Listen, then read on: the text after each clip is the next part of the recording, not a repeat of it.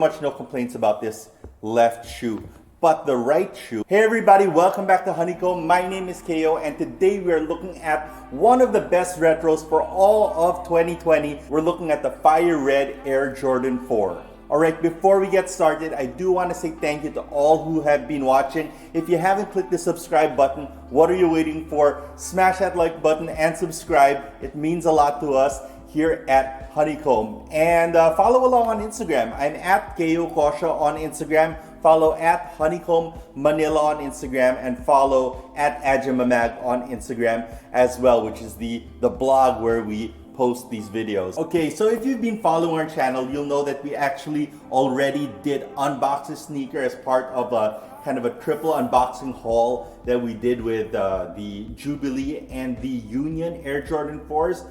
But we want to do a specific video just about this sneaker because this is one of the most important retros that has come out in 2020.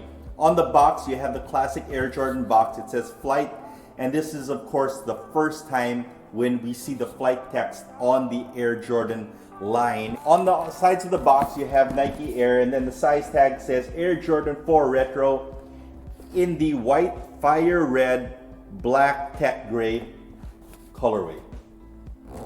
This is 9.5 because that's my size, and we open up the box.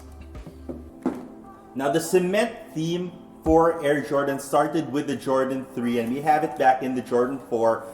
That cement splatter print is all around the box, and then you have the paper which also has a splatter print on it. Again, true to the OG retro.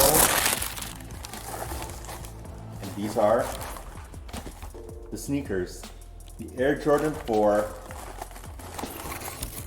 Fire Red. Okay, so let's pull both of these guys out of the box and put the box to the side.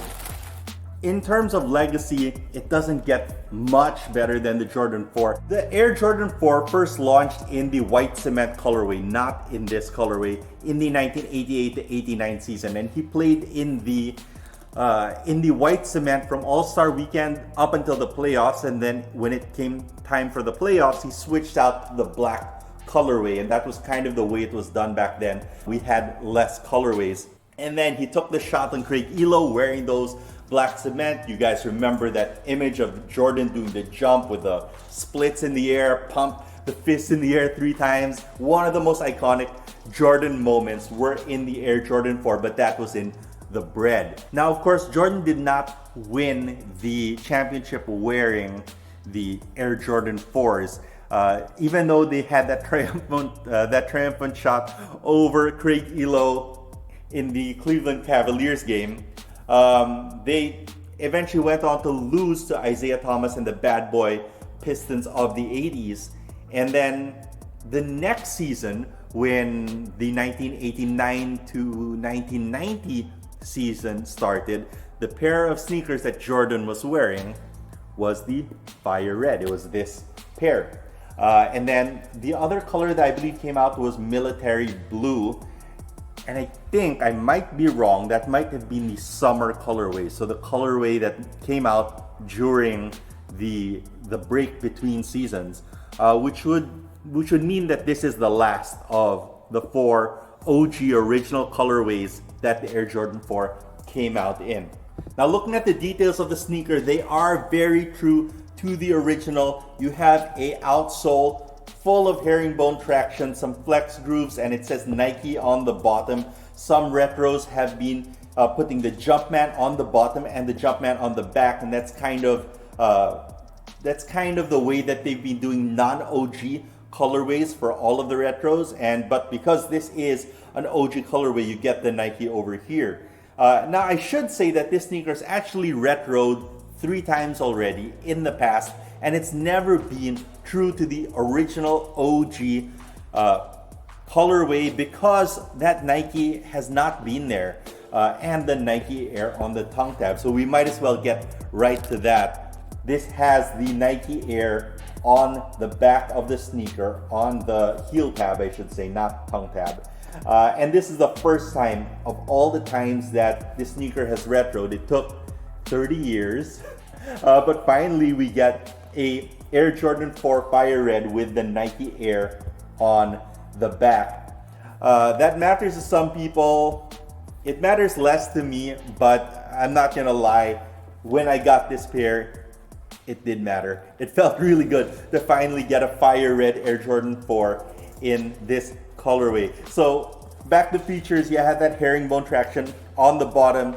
This is a polyurethane outsole that is painted, so throughout time this paint will crack, and that is a sign of age.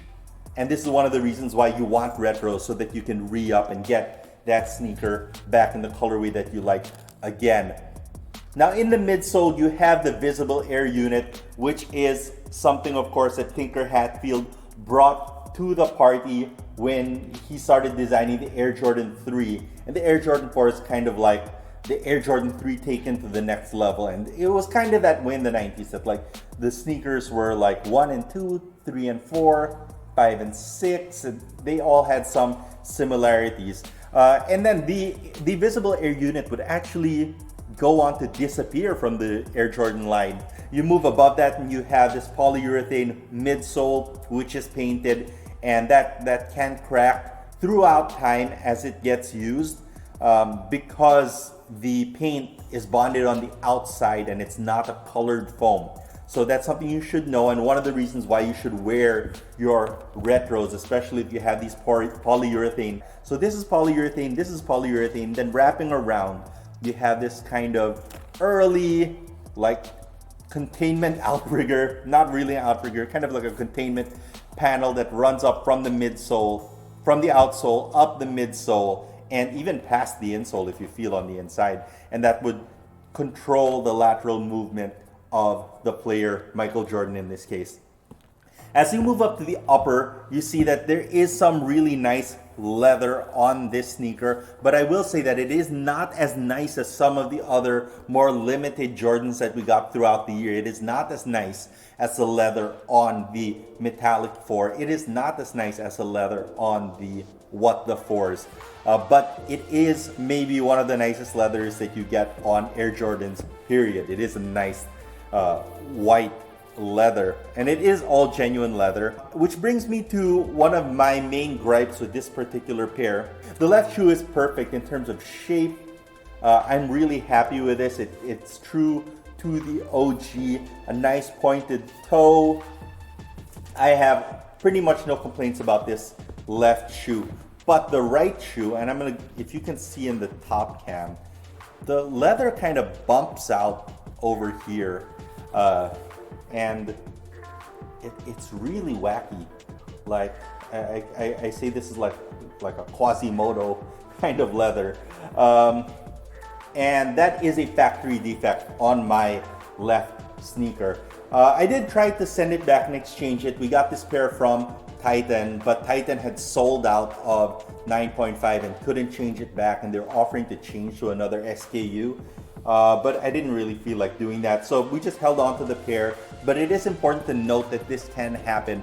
You can have some defective leather sometimes, and that has to do with the kind of leather and how it's pulled over the last, or kind of the last is like the foot shape that they shape all of the leather of the sneaker around, and that stretches out the leather into the correct shape for the foot, and this is considered a factory defect right there.